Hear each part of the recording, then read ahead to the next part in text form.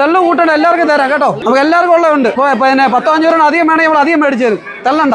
2ാം class ആരെങ്കിലും ഉണ്ട്? 2ാം class പിള്ളേരെ മാത്രം വിടും, പിള്ളേരെ മാത്രം വിടും. പതുക്കെ മോളെ, പതുക്കെ. അപ്പൊ നിങ്ങൾ വന്നേ, ഓരോരുത്തർ 10ാം ക്ലാസ് ഉണ്ട് ഇതിനകത്ത്. 10ാം ക്ലാസ്.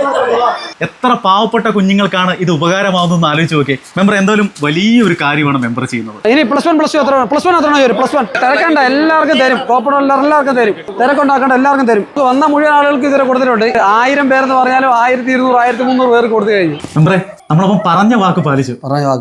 50 അല്ല, 100 അല്ല, 500 അല്ല, 1000 അല്ല, 1300 കുട്ടികൾക്കാണ് ബാഗും ബുക്കും ഒക്കെ നമ്മുടെ ഏറ്റവും പ്രിയപ്പെട്ട സാജുക്ക മെമ്പർ നൽകിയത്. സന്തോഷമായോ? 100%.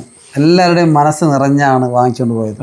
പല കുഞ്ഞുങ്ങളും താങ്ക്സ് അങ്കിളെ എന്ന് പറഞ്ഞ്, താങ്ക്സ് മെമ്പറെ എന്ന് പറഞ്ഞ്, അത് കാണുമ്പം വല്ലാത്ത ഭയങ്കര സന്തോഷം തോന്നി.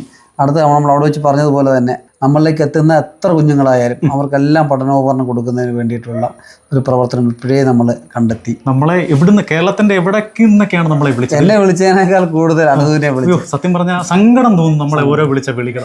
അനന്തുവിന്റെ വാട്സപ്പ് മെസ്സേജുകൾ എന്നെ കാണിച്ചു. പല ആളുകൾ, കാല് മുറിച്ച ആളുകൾ ആശുപത്രിയിൽ കിടന്നുകൊണ്ട് കുഞ്ഞുങ്ങളെ വിടാൻ വയ്യാത്ത ആളുകളുടെ ഫോട്ടോ കണ്ടു. അതിൽ മെമ്പർ ചെയ്ത വലിയൊരു പുണ്യമാണ്. കാരണം അർഹതപ്പെട്ടവരിലേക്കാണ് ഈ 1300 ബാഗുകളും കൊടുക്കാൻ പറ്റിയതെന്ന് ഓർത്തതിൽ ഒരുപാട് അഭിമാനിക്കാൻ കഴിയും. എന്തായാലും ഈ മെമ്പറെയൊക്കെ നമ്മൾ ചേർത്ത് പിടിക്കണം. നമ്മുടെ ഏറ്റവും പ്രിയപ്പെട്ട മെമ്പർ ചെയ്തത് വലിയ പുണ്യമാണ്. നമ്മളിലേക്ക് എത്തുന്ന എത്ര കുഞ്ഞുങ്ങളായാലും അത്രയും കുഞ്ഞുങ്ങൾക്ക് കൊടുക്കുന്നതിന് വേണ്ടിയിട്ടാണ് അടുത്ത വർഷത്തേക്കുള്ള പരിശ്രമം നടത്തുന്നത്. നിലവിൽ 2500 കുട്ടികൾക്കുള്ള പഠനോപകരണം ഒരു ടീം സ്പോൺസർ ചെയ്യാമെന്ന് നേരിട്ടുണ്ട്. അപ്പോൾ അടുത്ത വർഷം വളരെ സ്ക്രൂട്ടണി ചെയ്ത് നമ്മളിലേക്ക് വരുന്ന അർഹതപ്പെട്ട മുഴുവൻ ആളുകളിലേക്കും, അത് 1000-അല്ല, 500-അല്ല, 5000-അല്ല, അത്തരത്തിലേക്ക് കൊടുക്കത്തക്ക രീതിയിലേക്ക് ഒരു ക്രമീകരണം ചെയ്യുകയാണ്.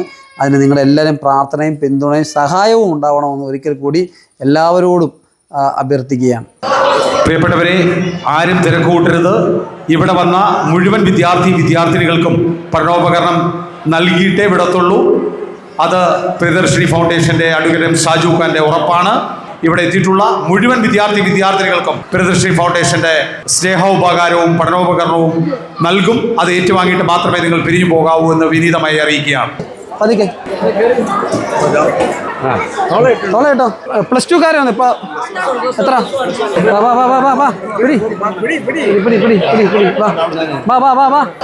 പ്രിയപ്പെട്ടവരെ, ആരും തിരക്കുകൂട്ടരുത്. ഇവിടെ വന്ന മുഴുവൻ വിദ്യാർത്ഥിനികൾക്കും പഠനോപകരണം നൽകിയിട്ടേ വിടത്തുള്ളൂ.